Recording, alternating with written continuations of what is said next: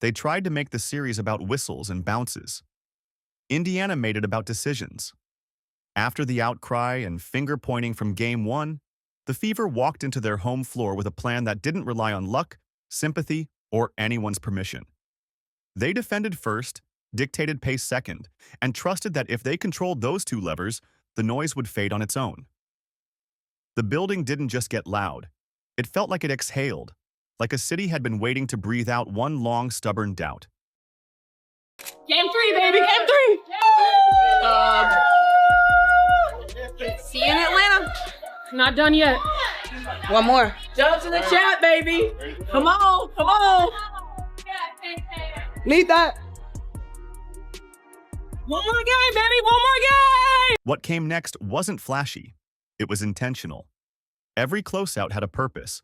Every box out bought a possession. Every extra pass shaved a second off Atlanta's confidence. By the time the third quarter ended, Indiana wasn't arguing with a narrative anymore. They were rewriting it in real time. And the best part? The finish would prove they could carry that same edge into enemy territory. But we're getting ahead of ourselves.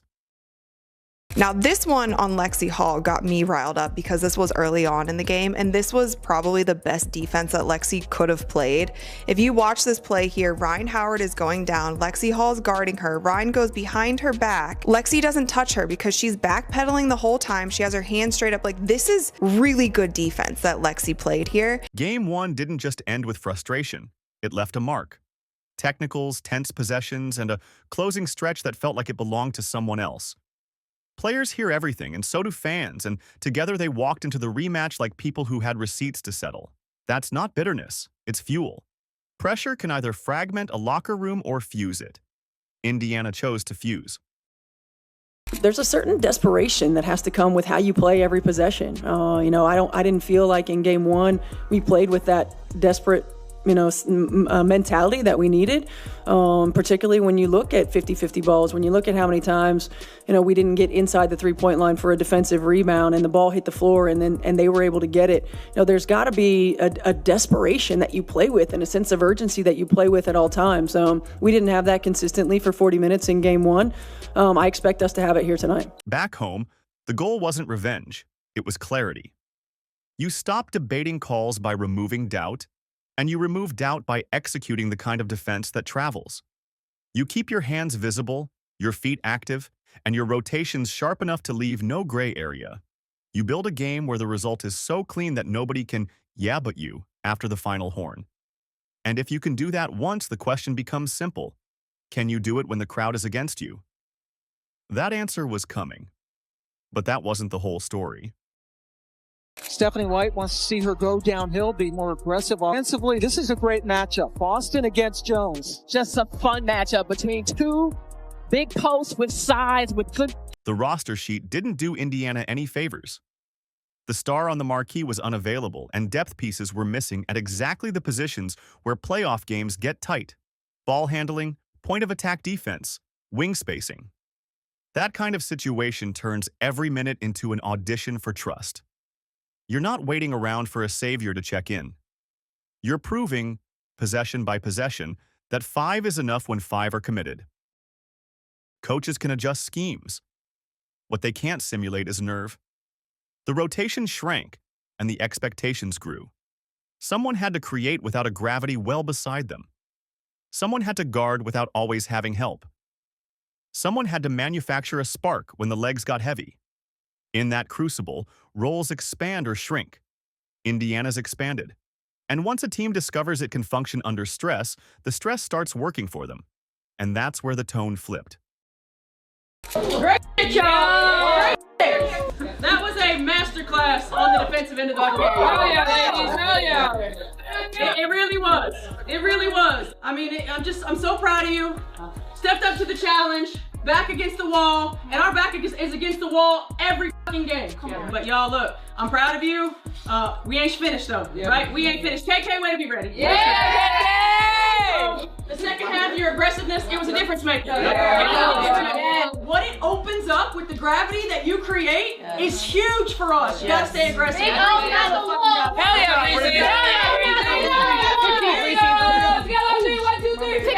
From the opening possession, Indiana played a kind of defense that doesn't invite debate. Feet slid early, hands stayed disciplined, and second chances disappeared. That's how you neutralize a perimeter-heavy opponent. You pressure decisions, force the extra dribble, and make every jumper land with a question mark. The rhythm that Atlanta wanted never materialized because Indiana never let the first beat hit. And they have allowed her in their half-court sets so far to just take open drive to the rim. There's the three. I think, and fans didn't appreciate how good Kelsey Mitchell is, and they're certainly getting an eyeful this year. Here she goes. She's started by Teddy, takes it right to the basket and misses. It's a hit for Mitchell. Then came the swing only great crowds can generate. A back-to-back burst, tip, finish, the building in full voice. And the quarter ended with a three that felt like it had been living rent-free in the arena's ceiling, waiting for the right wrist to find it. Those 5 seconds reframed the night. Instead of hoping for a bounce, Indiana created an avalanche. Wire to wire, no ties, no lead changes, no oxygen for controversy. But momentum is only as real as your next trip on the road. Kelsey, you've had a lot of moments with this franchise throughout the years. Where does leading them to a playoff win at home kind of rank among those? Oh, man, it takes a village. I think we all piggyback off each other within our group and our organization. So I think it took a collective group effort to be able to be here. And I think that our first win here was big for us because we've been resilient throughout the course of the year. And it was just, I don't know, it felt really good to see ourselves on top and do something great for a change. When it comes to us being resilient, have to fight off a lot of ups and downs, backs and forth. And so it felt good for us to really, come out on top tonight. Kelsey Mitchell didn't just score, she organized. Quick strikes when defenses were mismatched, decisive drives when they sagged, and the kind of threes that don't just add points, they break nerve. When the offense threatened to bog down, she sped it up. When it risked getting frantic, she put a stamp on the tempo. The scoreboard loved it, sure, but the huddle loved it more. Nothing calms a tense bench like the right shot at the right time. Stephanie White wants to see her go downhill, be more aggressive offensively. This is a great matchup. Boston against Jones. Just a fun matchup between two big posts with size, with good anything.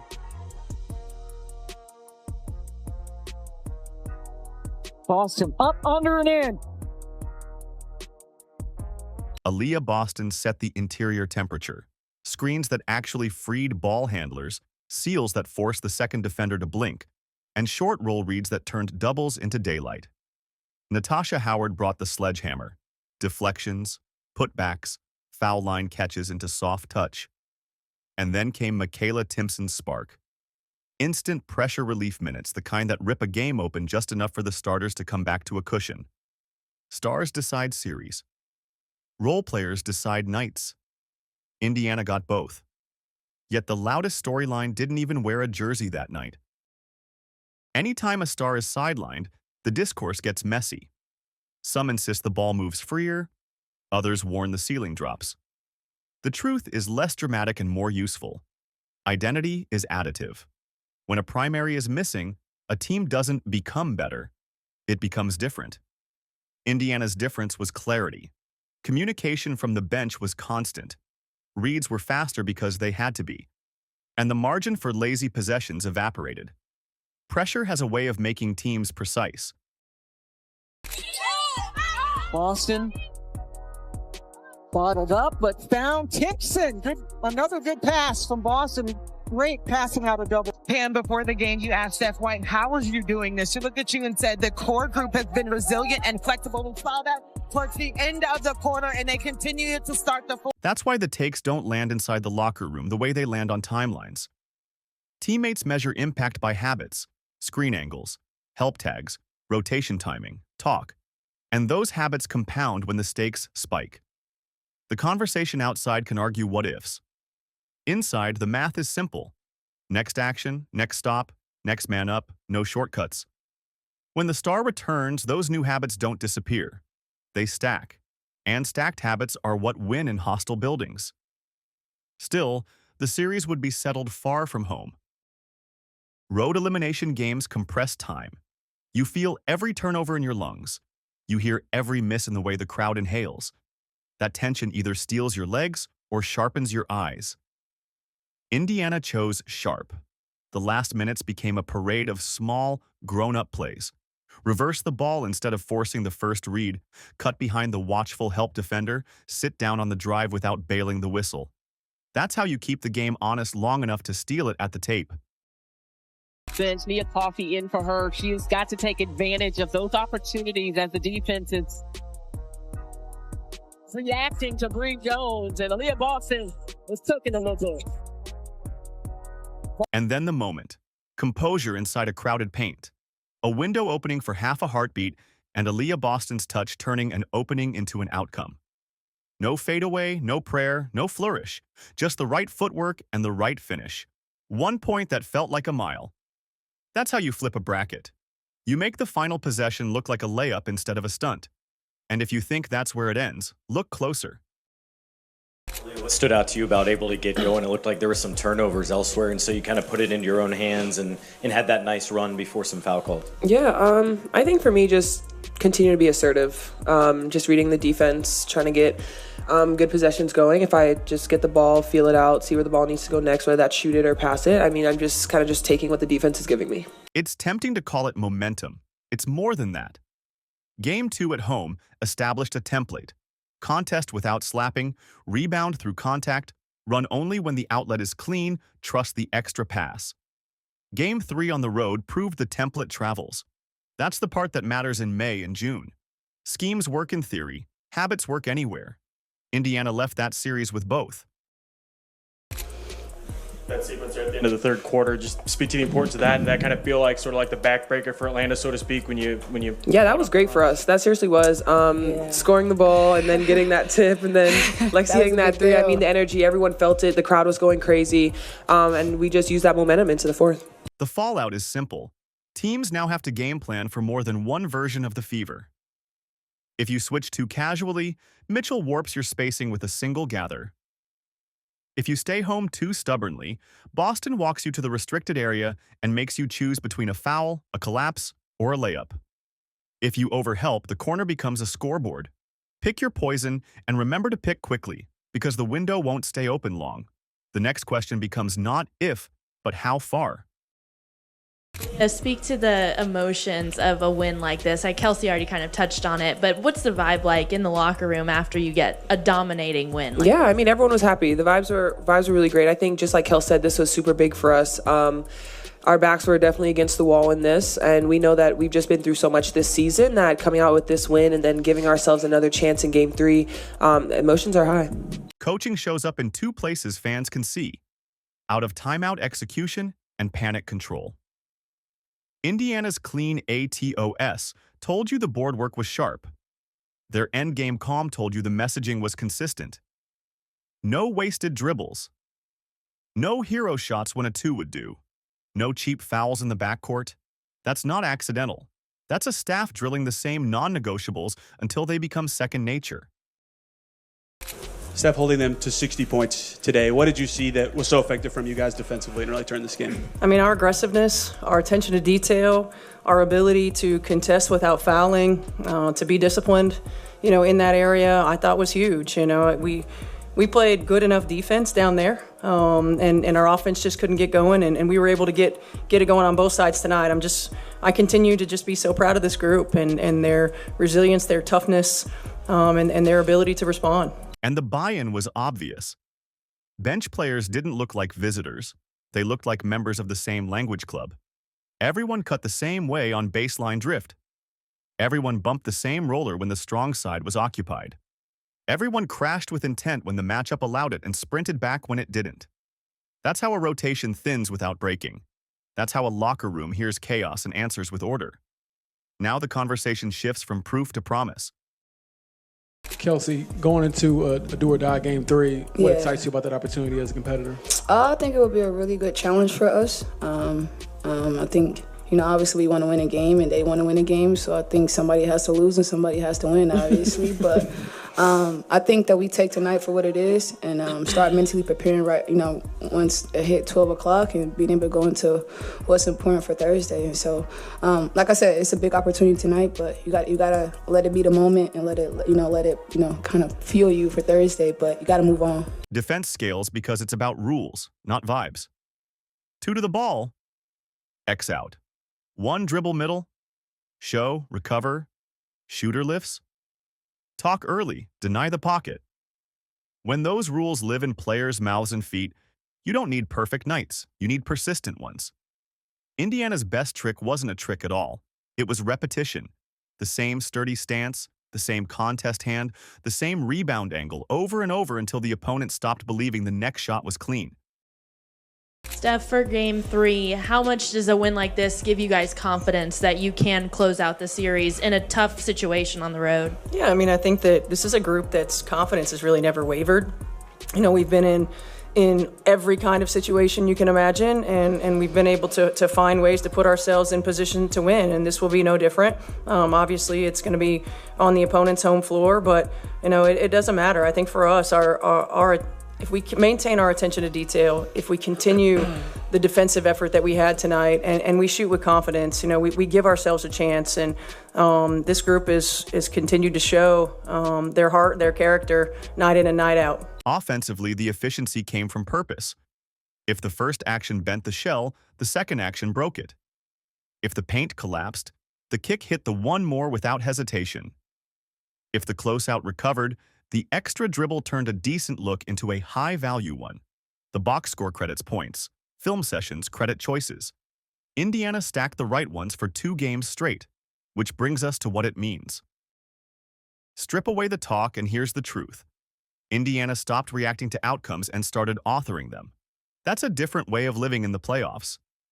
It means whistles don't decide you, courts don't decide you, runs don't decide you. Your rules do. When a group discovers that, and proves it at home and on the road, that's when a season stops surviving and starts threatening. Will the schedule get rougher? Absolutely. Scouting tightens, legs tire, and margins shrink to the width of a thumbnail. But if you can generate clean looks when it matters and take dirty looks away when it matters more, you don't need perfect nights. You need faithful ones. Indiana just put 2 on tape that will follow them into every room they enter from here. That's a message no one can ignore. The refs didn't decide it. The crowd didn't decide it. Indiana did, first by removing gray areas at home, then by finishing with composure on the road. From the frustration of Game 1 to the clamp of Game 2 and the knife-edge finish of Game 3, the Fever turned outrage into organization and pressure into points. If that feels like a pivot point, it is. The kind teams remember, the kind opponents respect. Now, I've got a quick ask that genuinely helps this tiny channel grow into something that can serve you every week. If you learned something here, tap subscribe, hit like, and drop a comment with the moment that hit you hardest. Hull's buzzer, Boston's winner, or the way the defense made the whistle disappear. Comments boost the algorithm, and your takes sharpen future breakdowns. If you want exclusive women's basketball updates, film notes, matchup cheat sheets, and trend alerts, join our free newsletter and download the free guide at basketplay.online. It's a quick sign-up. You'll get members-only insights right in your inbox, and the guide walks you through our framework for reading modern spacing without getting lost. Subscribe, like, comment, and grab the free pack at basketplay.online. It keeps this work independent, data-driven, and built for fans who love the details.